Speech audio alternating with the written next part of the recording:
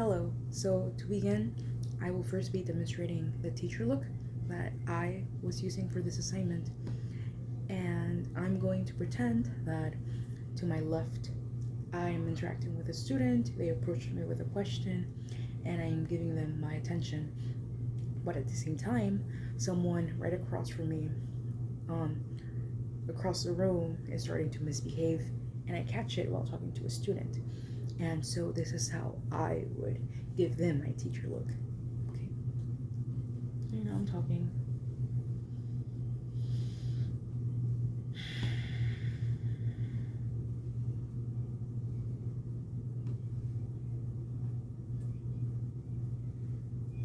And yeah, that's how I've been giving it.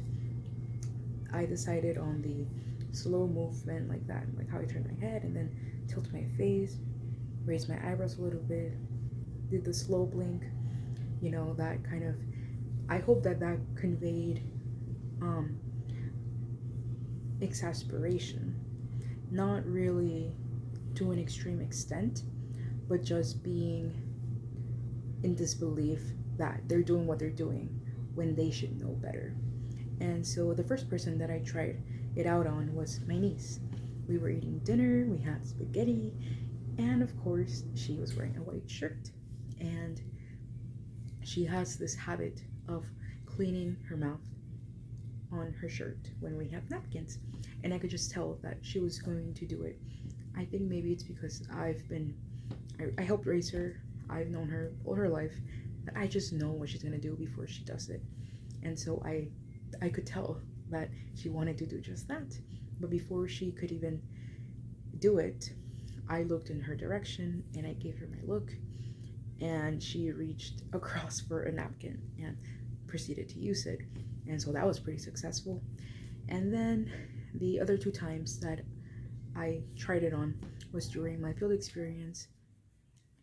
I was in my mentor teacher's class in the morning, and it was pretty hectic. Like, students kept coming in, they couldn't find their journals. She kept having to answer some students' questions. It was just a very busy morning. And so there was one instance in particular where she remained talking to two students because they had really extensive questions about the previous day's assignments. And so she was in her teacher desk area, and I was in the middle of the classroom towards the front. And right on my left side, there was a group of two students, two boys, who were beginning to misbehave. They were kind of like touching each other, pushing each other back. They were grabbing each other's school supplies, putting it on the floor, stomping on it. And my immediate reaction was just to stand up because I was sitting down on my chair, to stand up, walk over to them, ask them, "What are you doing?"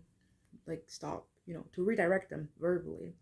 But then I thought, oh, this is the perfect opportunity for me to try out my teacher look on students and see, how it goes.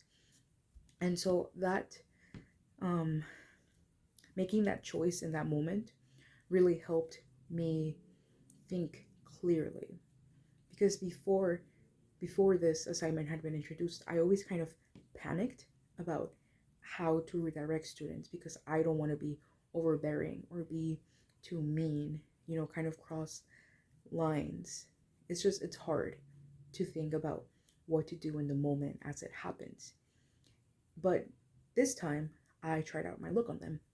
And one of the boys who had started it all because I was watching, he he looked at me, and we looked at each other for like less than 2 seconds. But he pretended that we hadn't looked at each other. Like, he pretended that he just did not acknowledge me. But he stopped what he was doing and he went and sat back to his desk. And then the other student, we did we stared at each other for like 5 seconds, and he immediately turned his head, looked down on his desk, and just stood like that for a while. And then I noticed, as I kept looking at other students to see that they were fine, they didn't have questions, I could catch him in my peripheral vision that he kept turning back to look at me.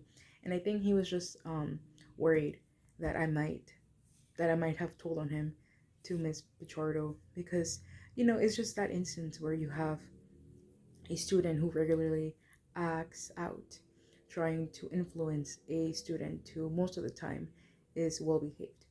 And yeah, that's how that went. Overall, I would say pretty successful because they stopped what they were doing, but they just had completely different reactions. Well, not too completely different, but still. And this assignment really made me learn about the power that nonverbal communication carries. And specifically, it also made me think about how important it is because, first of all, we need to be able to read other people's nonverbal cues. For example, if you have a friend and you're hanging out with them and you just notice that they're not being themselves that day, and you ask them, "Are you all right? Are you okay? What's wrong? What's the deal?" And this is them. "I'm fine. Yeah, no, don't worry about it." Like, they're not fine. You can tell right away. It's written all over their facial expression, their body movement, that they're not fine. But a lot of the times, this type of nonverbal communication is more noticeable, more effective than verbal communication. And so the second thing, as I was saying about the importance of this, knowing how to read other people's verbal cues helps us to better master our own verbal cues that we showcase to other people. And this ties into classroom management because a lot of the times we're not always going to be able to verbally redirect students because we might be in the middle of a lesson, we might be busy with another teacher, another student, and we can't always stop what we're doing or what we're saying in order to tell a student, "Stop it, quit it." No, because it's distracting and it's just not always effective.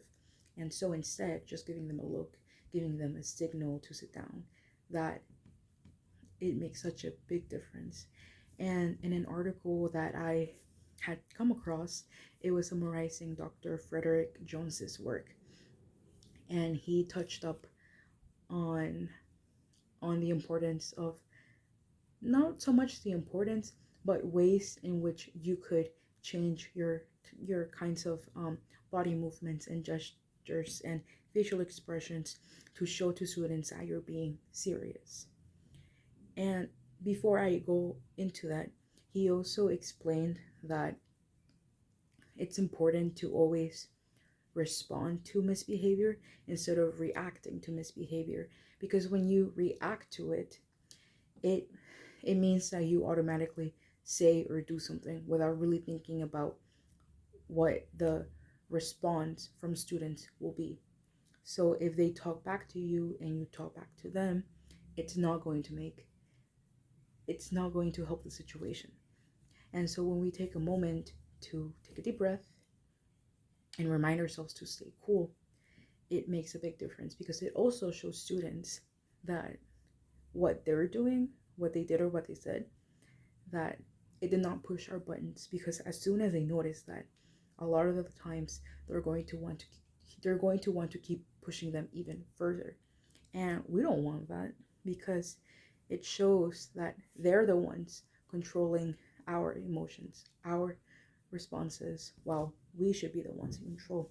And Dr. Jones was saying that he was making an example of how do you expect to control someone's behavior when you can't even control your own. So that was really like a light bulb moment. And so when he did talk about the nonverbal form of communication, it also helped highlight a lot of the points from this assignment, which is that in order to make students see that we're being serious, we need to show it. And so how I was describing earlier, turning your head slowly, that's one way to do it. And he took it even a step further because he was describing that you can start with turning your head slowly, and then your shoulders, and then your waist, and then just like all your lower body, so that it directly faces the situation. Because when you choose to ignore something the first time, while everyone else in the room notices it too, then that makes them think, oh, okay, maybe when I do something, when I misbehave, I won't be called on it because the teacher ignored it whenever he was doing it. So that means that I could also get away with it. And that's not the example that we want to give to students. We want to be able to always stop misbehavior, because if you ignore it once, then what are the chances that you won't do it again? And yes, this assignment, it really helped highlight the importance of nonverbal communication and how it is key to classroom management. Thank you.